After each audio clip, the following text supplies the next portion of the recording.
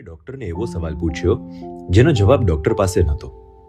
આ દુનિયામાં એવા લોકો છે જેઓ ભૂખ ન લાગવાની દવા શોધે છે અને એવા પણ છે જેઓ ભૂખ ન લાગે એવી દવા માગે છે.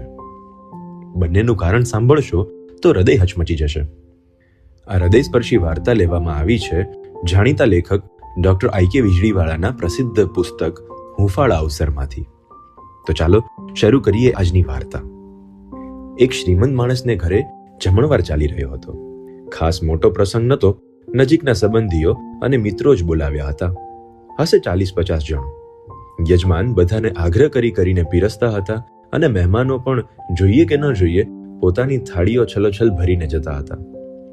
એ જ વખતે યજમાન બેનનું ધ્યાન ગયું કે એક બાળકને એની માતા ધીમા અવાજે ધમકાવતી હતી. યજમાન બેને ત્યાં જઈને કારણ પૂછ્યું તો પેલી માતાએ કહ્યું કે જુઓ ને બેન, આ જમતો જ નથી, રોજ આવું જ કરે છે. હું તો આને જમાડવાથી તંગ આવી ગઈ છું. હવે તમે જ કહો, ધમકાવું નહીં તો શું કરું? પેલા યજમાન બેન બોલ્યા, અરે એમાં એને ધમકાવવાની જરાય જરૂર નથી. પછી સામેની પંગતમાં બેઠેલા એક ભાઈ સામે હાથ કરીને કહ્યું, આ અમારા મિત્ર ડોક્ટર મહેતા છે ને, એ એવી સરસ દવા આપે છે કે તમારો બાબો તરત જ જમતો થઈ જશે. મારો દીકરો પણ પહેલા આવું જ કરતો હતો. ડોક્ટર મહેતા સાહેબની દવા પછી હવે એ બરાબર જમી લે છે. તમે પણ એમને બતાવો ને. પેલી સ્ત્રીએ ડોક્ટર મહેતાની સામે જોઈને કહ્યું, આવી જગ્યાએ તમને પૂછવા બદલ માફ કરજો ડોક્ટર સાહેબ, પણ શું હું તમારા ક્લિનિક પર મારા બાબાને બતાવવા માટે લાવી શકું ખરી? એને બિલકુલ ભૂખ જ નથી લાગતી. ડોક્ટરે સ્મિત સાથે જવાબ આપ્યો, ચોક્કસ લાવી શકો બેન. હું જમી લીધા પછી તમને મારું કાર્ડ આપીશ. એમાં લખેલા નંબર પર ફોન કરીને તમે જરૂર આવી શકશો. હવે બરાબર એ જ વખતે 10 વર્ષની એક કામવાળી છોકરી જે બધાને ગ્લાસમાં પાણી ભરતી હતી એ આ વાતને ધ્યાનથી સાંભળતી હતી. ડોક્ટર જમીને હાથ ધોવા પેન્ટ્રીમાં ગયા ત્યારે જગ ભરવા માટે પેલી છોકરી પણ ત્યાં પહોંચી. ડોક્ટરને એકલા જોઈ એણે પૂછ્યું, ડોક્ટર સાહેબ, હું તમારી સાથે વાત કરી શકું? તમને એક સવાલ પૂછી શકું? ડોક્ટરે લાગણીપૂર્વક જવાબ આપ્યો, બોલને બેટા, તું શું કામ વાત ન કરી શકે? એક શું, 2 સવાલ પૂછ.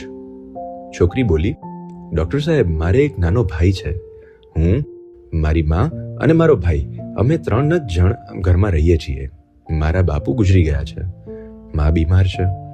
હું કામ કરું છું પણ એમાંથી અમારું પૂરું થતું નથી. એટલે હું એમ પૂછવા માંગુ છું કે શું ભૂખ લાગે જ નહીં એવી કોઈ દવા આવે છે ખરી?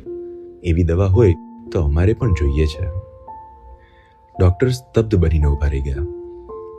મિત્રો, એક ઘરમાં બાળકને ભૂખ નથી લાગતી એક સમસ્યા છે અને બીજા ઘરમાં ભૂખ ન લાગે એ એક ઈચ્છા છે, કારણ કે ખાવાનું નથી. આ વાર્તા આપણને યાદ અપાવે છે કે આપણી નાની નાની ફરિયાદો કેટલી તુચ્છ હોય છે. જ્યારે આપણે આપણી સુવિધાઓને અવગણી લઈએ છીએ ત્યારે ક્યાંક કોઈ એ જ સુવિધા માટે ઝઝૂમી રહ્યું છે. યાદ રાખજો કે સૌથી મોટી દવા છે સંવેદના અને સૌથી મોટી સેવા છે કોઈની ભૂખ મટાડવી. આજે આપણી આસપાસ નજર કરીએ, કોઈ જરૂરિયાતમંદ દેખાય તો હાથ લંબાવીએ. એ જ સાચી માનવતા છે. આ વાર્તા તમને કેવી લાગી નીચે કોમેન્ટમાં જરૂર જણાવજો. જો આ વાર્તાએ તમારા દિલને સ્પર્શ કર્યો હોય તો આ વિડીયો તમારા મિત્રો અને પરિવાર સાથે જરૂર શેર કરજો. લાઈક કરજો, સબસ્ક્રાઇબ જરૂર કરજો અને કમેન્ટ કરવાનું ભૂલતા નહીં. તો ચાલો મળીએ ફરી એક નવી વાર્તા સાથે. Till the next story, stay safe.